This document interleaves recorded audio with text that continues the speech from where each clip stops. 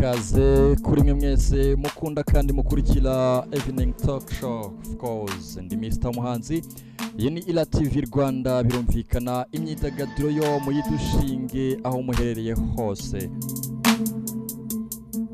Ni sawa cyane rero niba uri mu mujyi wa Kigali hepfo ya amajyaruguru, ariko kandi niba uri no mu majyepfo iburasirazuba ndetse n'uburengera bwaryo, bayikaze. Diaspora namwe tumenyane. Ni sawa cyane kabisa niba ukunda imyidagaduro ariko nandi makuru yose n'ibiganiro bitandukanye bicano kuri Ila TV Rwanda. Twayemo ikaze. Nje nitwa Mr Muhanzi, ababyeyi banyise Mugawinde Regis, nuko banyise ndindahangarwa, ariko kandi ndi umunyarwanda, ndi intore cyane nyaboneka. Byinshi mu myidagaduro mba mbikurikiranira hafi yaba social media platform z'abahanzi, ibyamamare bitandukanye hanze y'u Rwanda no mu Rwanda, ndetse kandi n'ibinyamakuru byandika inkuru z'imyidagaduro. Niba uri kubibona kuri screen zawe, ewana hari amafoto meza aryoshye kabisa.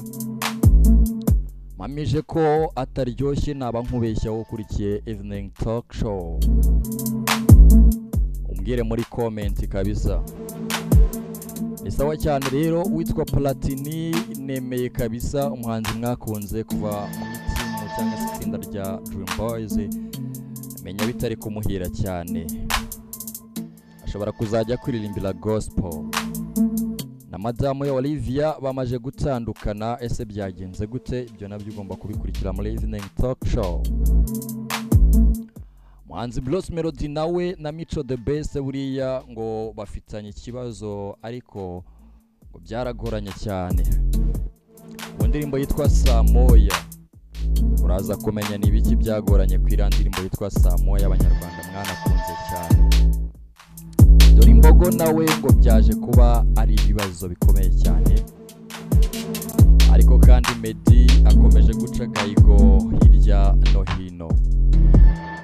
Ikipe ya Rayon Sport na PLFC muhaguruke nyaboneka muri comment mushyiremo imitima. Ariko kandi Simba na Rayon Sport nanone baraza kuduha imikino itandukanye. Hanyuma ikipe ya Rayon Sport n'ikipe ya PLFC bagomba kuba bafungura ku mugaragaro noneho byimbitse Stade Amahoro muri la minsi y'ejo bundi, ni mu kwa 7 nyaboneka. Arabura amasaha n'iminsi mike cyane. Uherereye hehe? Ko ngende Kigali muri studio za Ila TV Rwanda, aho ndi kukugezaho amakuru atandukanye hirya no hino. Kenisoro nawe ngo yaba yararekanye umwana cyangwa se yarajyanye umwana iwabo. Ayo nayo nandi makuru maje kumenya kakanya. Ikaze rero mu makuru arambuye ya Evening Talk Show, birumvikana ikiganiro mumenyere hano kuri Ila TV Rwanda. Wowe wakanze subscribe, salute kabisa, ndagushimiye. Ariko kandi muduhe ibitekerezo, musharing ibiganiro nyaboneka birebwe cyane ku rwego rwiza. Turabashimiye mwebwe mubireba, ariko munabigeze no ku bandi batari babasha kubimenya. Ikiganiro ni ikiganiro kiba gikuyemo amakuru atandukanye. Ntabwo ngutindira rero, reka mpere hanze y'u Rwanda kabisa. Screen zanyu murabonaho umusaza umeze neza, isura nziza. Rero ni karahabutaka mu bijyanye na filme.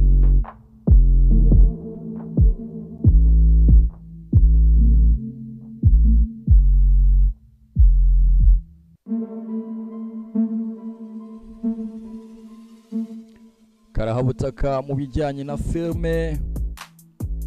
Umukinnyi wavutse mu mwaka w'1943 tariki ya 18 z'ukwezi kwa 8 yitwa Martin Eugene Muller.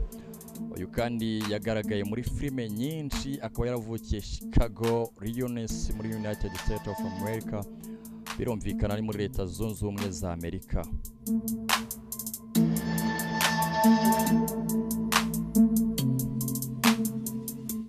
rero nakubwira ko yagaragaye muri filime nyinshi zigiye zitandukanye kabisa, ariko kandi ugomba kumenya iz'ingenzi nakubwira.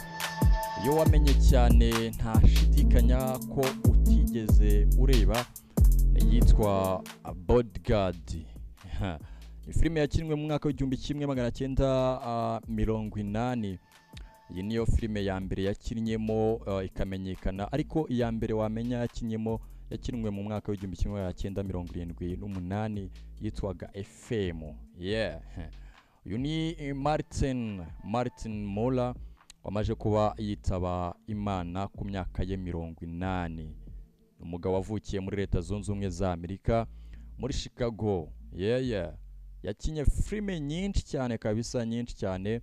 Yindi nakubwira ni yitwa Selena, Bodyguard nakubwiye, Take That Job and Shover, ndetse ni yitwa Mr. Momo, Private School, Badman, Television Party, ni yitwa California Girls. Ni nyinshi cyane kabisa, ni nyinshi yagiye agaragaramo. Rero yamaje kuba yitaba Imana imuhe iruhuko ridashira.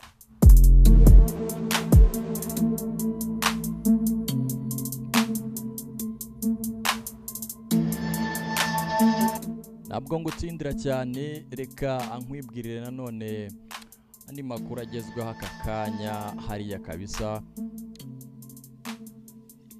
Ni bamwe mu bahanzi bazwi cyane kandi bakomeye hano mu Rwanda, birumvikana.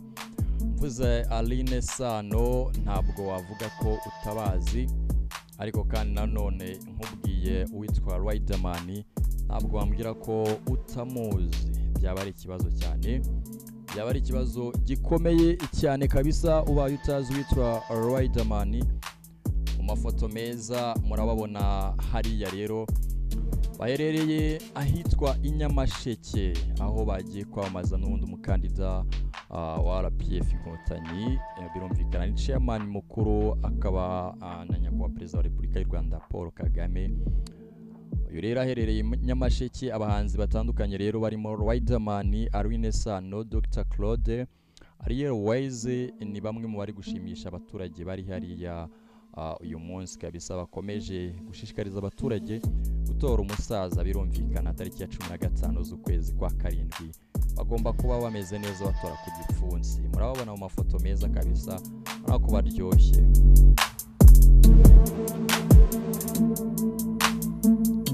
Amafoto aryoheye ijisho uyareba.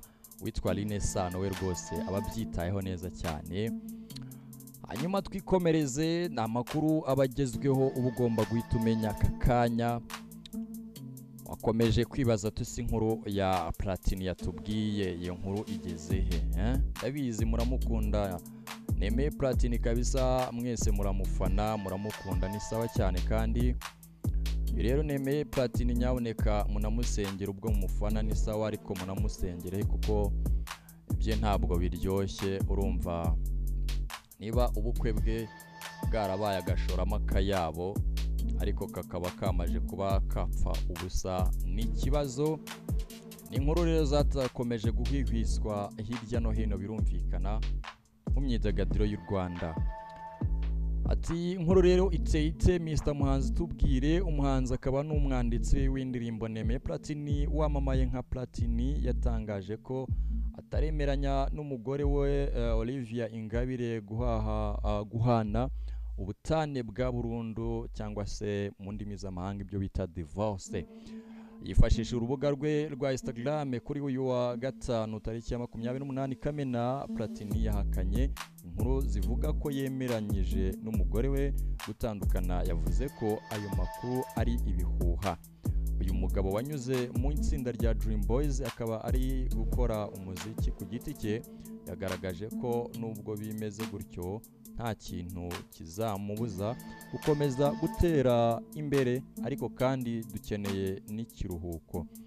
ariko kandi ngo akeneye n'ikiruhuko. Ingingo y'194 y'itegeko nomero 32 akanyerezo 2016 cyo kuwa 28 akanyerezo 8 cyangwa se z'ukwezi kwa 8 2016 rigenga abantu n'umuryango teganya ko ikirego kigamije gutesha agaciro ishyingiranwa mu buryo budasubirwaho gitangwa n'umwe mu bashyingiranwe cyangwa undi muntu wese ubifitemo inyungu.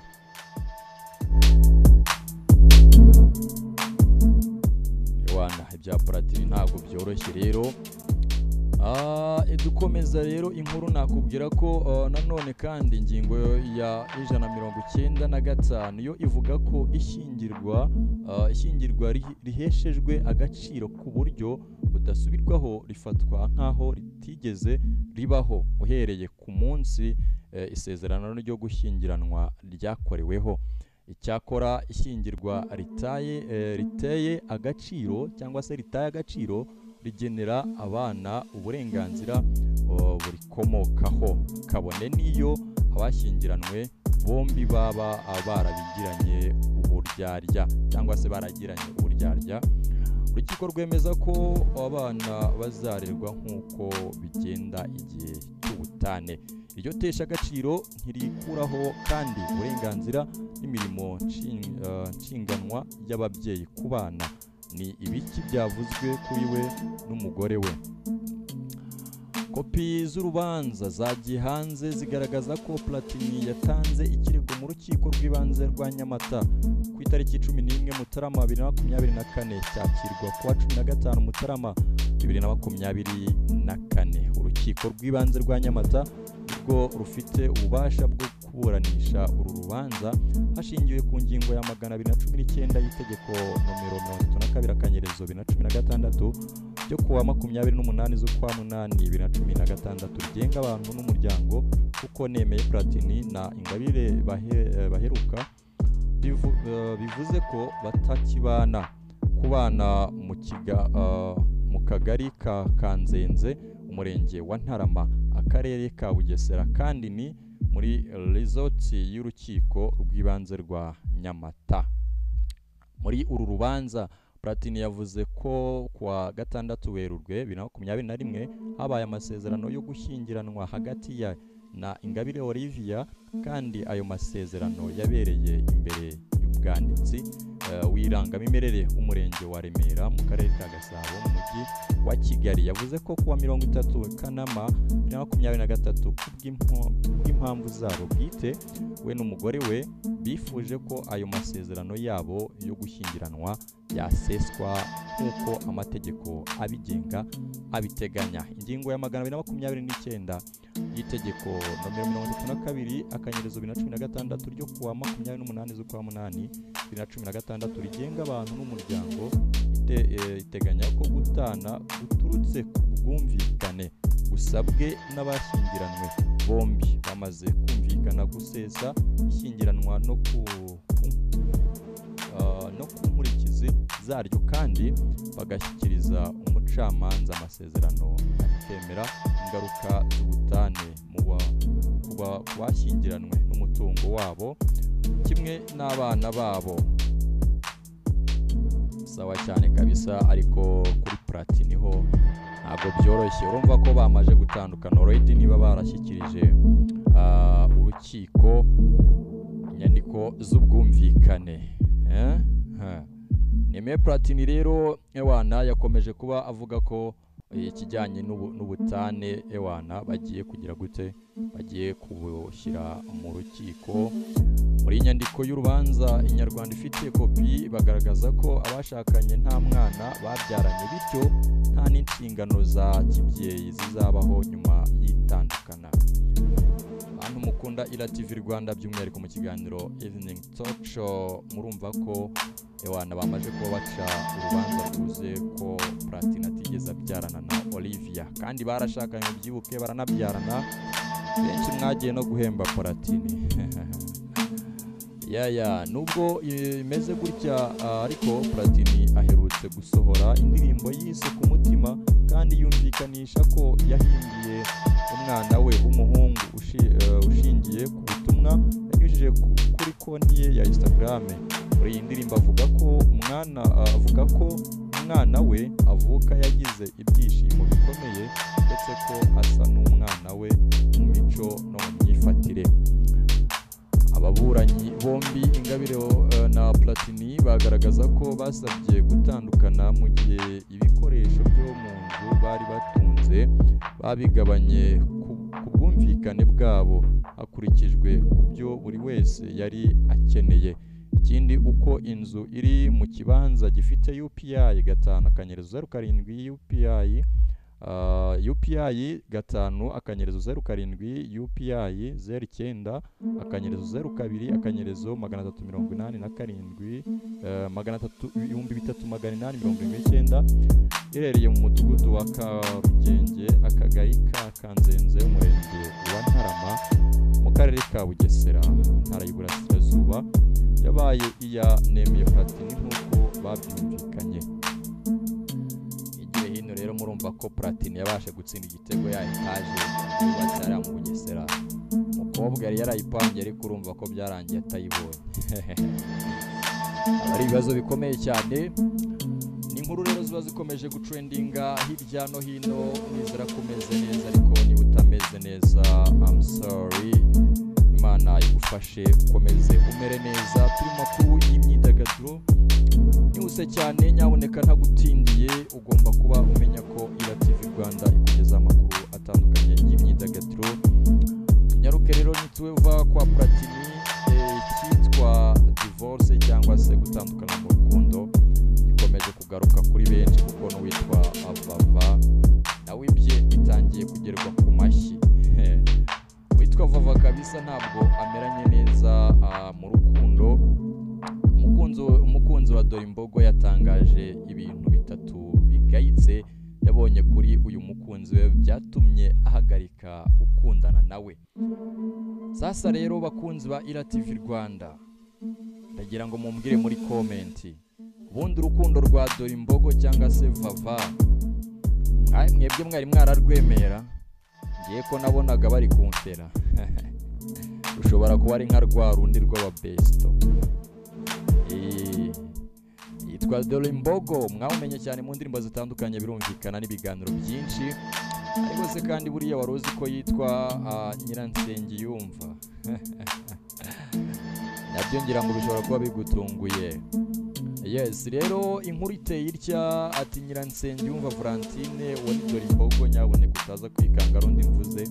Nyiransengiyumva Valentine umukobwa w'umuhanzi akaba n'umunyarwenya ku mbuga nkoranyambaga wamamaye ku izina rya Dorimbogo yatangaje ko yamaze gutandukana n'umusore bamaze iminsi mike bari mu munyenga w'urukundo wamamaye ku mazina ya Dr. M. Bamaje gutandukana kabisa. Gusa nabonye bari guterana amagambo nk'uko n'ubundi iki kinyamakuru dukesha iyi nkuru. Aya makuru kandi yaje kwemezwa n'uyu mukunzi we bakoranye indirimbo zitandukanye aho yanahise avuga ko batandukanye kubera ingeso eshatu arizo gutukana, kuvugira hejuru no kutagira ibanga. Bakobwa mukundana ngira ngo muri kubyumva. Hari akantu kagezweho muri iyi minsi ngo sinovugira hejuru. Nyaboneka murumva ko Dorimbogo we yazize kuvugira hejuru. Ndagiye sinovugira hejuru. Nyaboneka mubyirinde.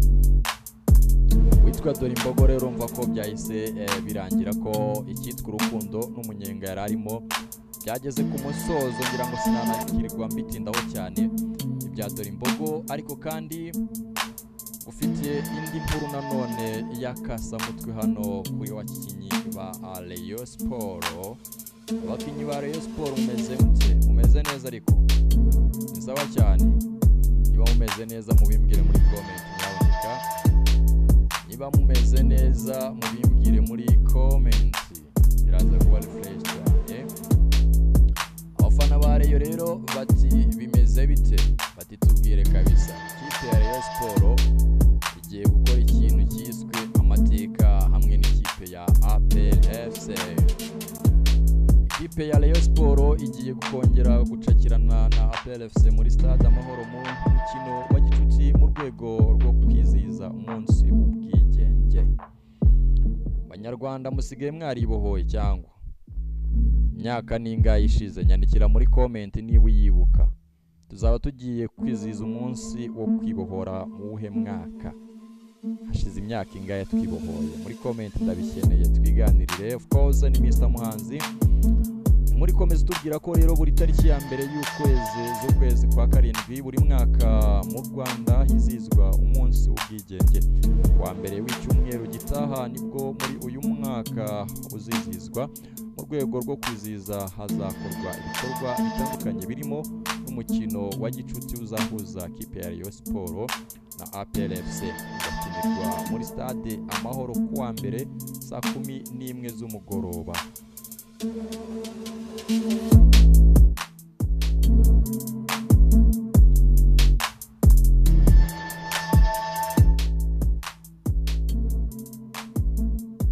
Uko amakuru abivuga byari biteganyijwe ko ikipe ya APR FC izakina n'ikipe ya Police FC, gusa byaje kurangira hemejwe Rayon Sport. Ni umukino wa kabiri aya makipe yombi azaba agiye gukinira muri iyi stade yavuguruwe mu buryo budasanzwe igashyirwa ku rwego rwo kwakira abantu barenga 45,000 bicaye neza nyuma y'uko umukino ubanza wari ugamije kwisogongera wiswe umuhuro mu mahoro wari warangiye amakipe yombi anganya ubusa kubusa. Ni danje kabisa.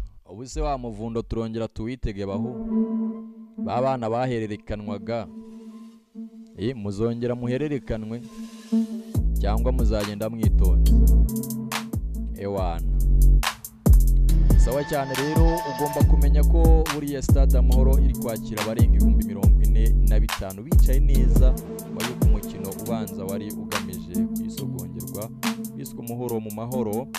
Kuri ubu APR FC yo yari yaramaze gutangira imyitozo, gusa Rayon Sport yo biteganyijwe ko izayitangira kuwa gatatu w'icyumweru gitaha, ariko ubwo ku munsi w'ejo kuwa gatandatu igomba gutangira kwitegura uyu mukino.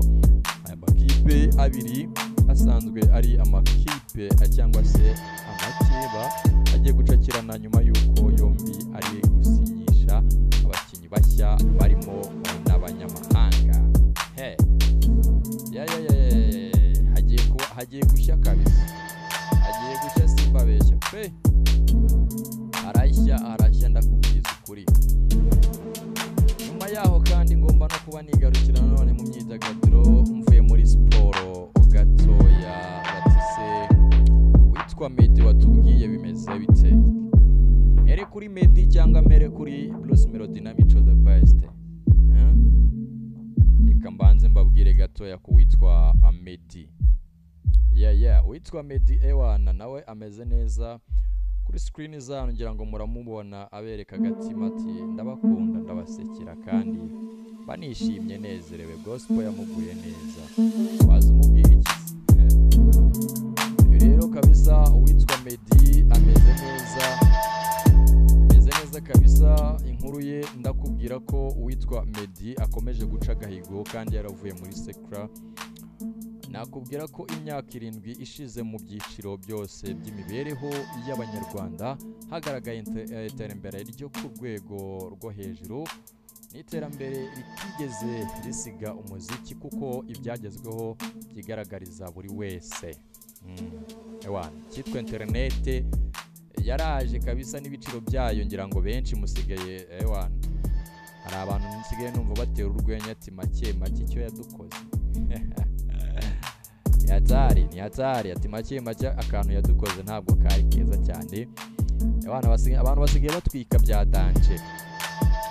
Nakubwira ko rero zimwe mu ndirimbo ziyoboye hano muri Afurika, indirimbo ya mbere kabisa urubuga cyangwa se ikinyamakuru nyarwanda cyegeranyije gifatanyije kandi ndabona n'inkuru yo kugiye nayo bayanditse. Of course ku mwanya wa mbere hari Slowly ya Medi. Slowly ni indirimbo ya Medi herutse guca agahigo kuba ya mbere y'umunyarwanda yagejeje ku bayirebye bagera kuri miliyoni 100 kuri YouTube. Indirimbo yasohotse ku itariki 26 Kanama 2017 kugeza ubwo twandikaga inkuru yari imaze kurebwa n'abarenga miliyoni 100 ku rubuga rwa YouTube, mu gihe kuri Spotify ikaba imaze gucuruzwa inshuro zirenga miliyoni 8.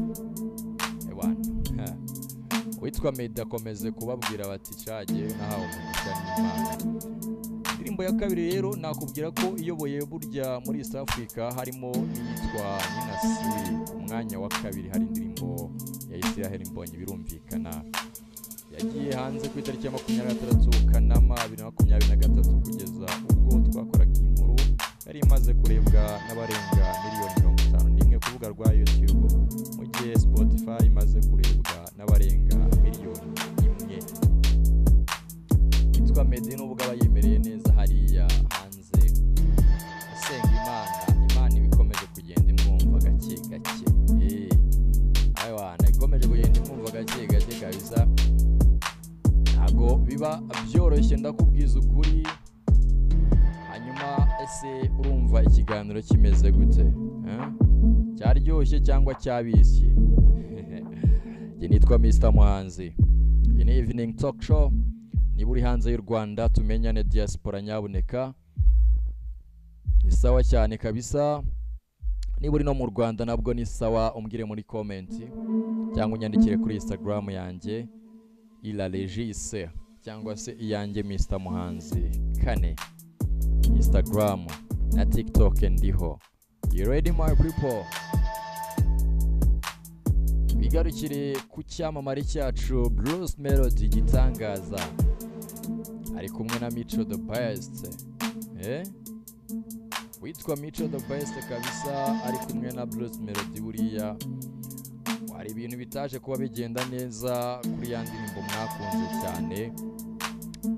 Witwa Bruce Melody buriya indirimbo Samoya wayandikiwe n'uwitwa Mico the Best, ariko ayikubise hanze ngiba hiti ewana Bruce Melody avuga ati ndagafashe, ariko kandi nanone n'uwitwa Mico the Best aravuga ati ndahiye atira hiti yari yanjye, atira hiti nagombaga kuyigira gute, nagombaga kuyikubita hanze, dore ko n'indirimbo yagiye muri 2020 indirimbo yasohotse ikitwa Covid kimeze nabi hano mu Rwanda ndetse no ku isi hose. Samoya rero muribuka ko ubwo yajyagaho hashize iminsi mike cyane kabisa bahita bashyiraho no gutaha Samoya, ubundi noneho indirimbo igenda iratwara koko iratwika. Byatumye iyi ndirimbo Samoya ndetse inacuruzwa cyane muri 2020, bituma uwitwa Bruce Melody anashyirwa ku rutonde rw'abahatanira ibihembo bya Kisama Award bitangwa na radio Kiss FM. Mico the Best rero niba mubyibuka ni naho yahise asohora indirimbo yitwa Igare. Buriya rero indirimbo yitwa Igare ntago yari gupfa gusohoka iyo hadasohoka indirimbo Samoya ngo ibe hit. Nicyo nakubwira kabisa. Amakuru yatangajwe n'uwitwa Dani Vumbi, dore ko nawe ngo yandikiye indirimbo King James yitwa Ntibisanzwe ikubita hit, nawe ngaravuga ati ibi ntabyo, reka nanjye nandike indirimbo uyu muhanzi yavuze ko muri 2014 yagurisha King James indirimbo yari yanditse yise Ntibisanzwe, byamuteye igitutu bituma atekereza kwandika indi ndirimbo ayita Ni Danje. Yakunzwe mu buryo bukomeye, ati akenshi hari igihe mvuga nti kuba naragurishije Ntibisanzwe ibyo byamaye indirimbo Ni Danje.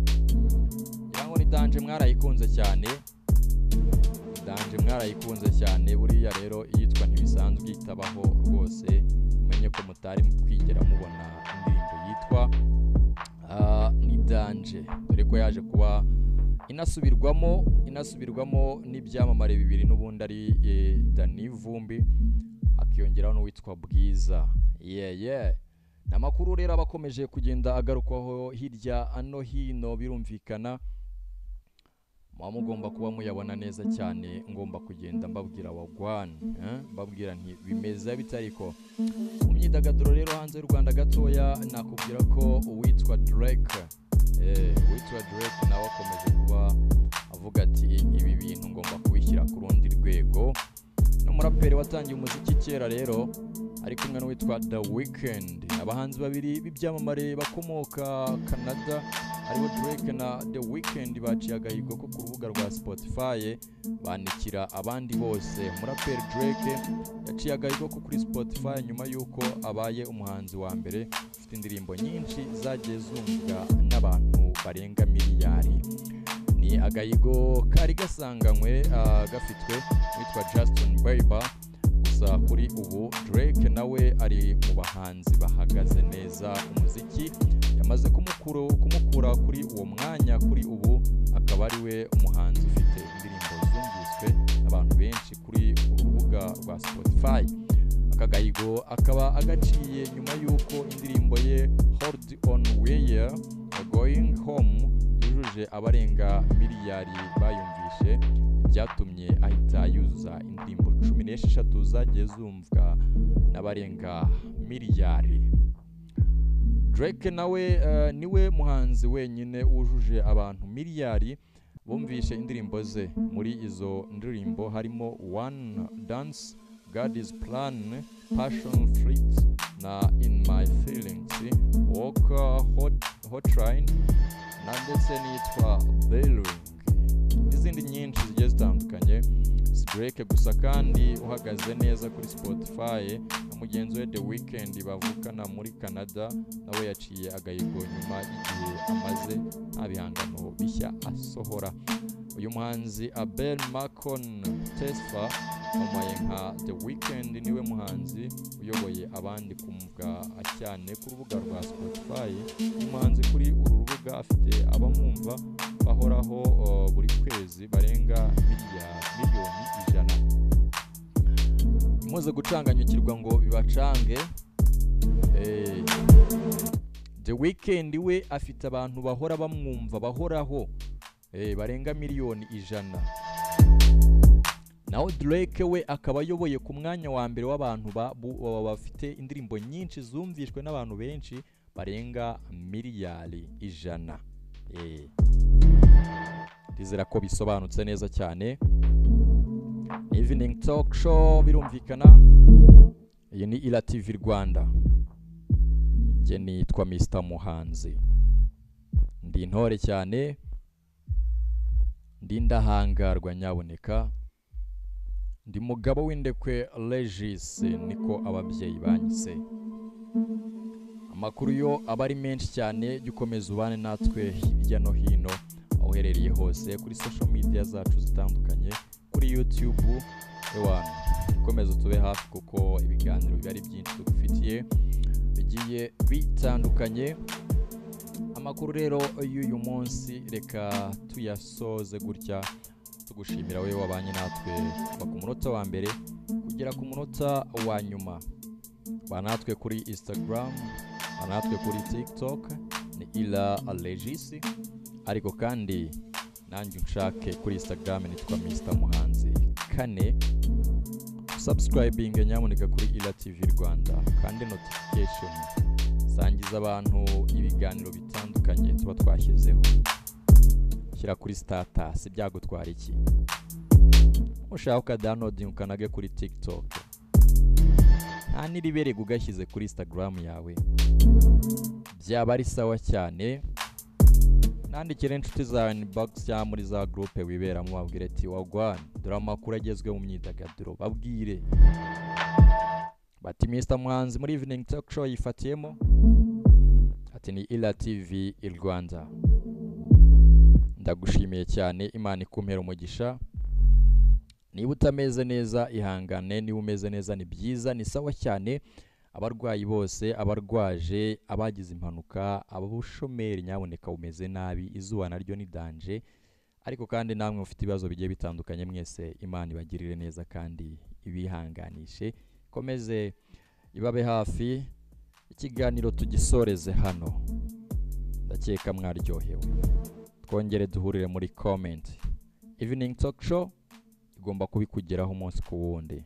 Goodbye, see you again.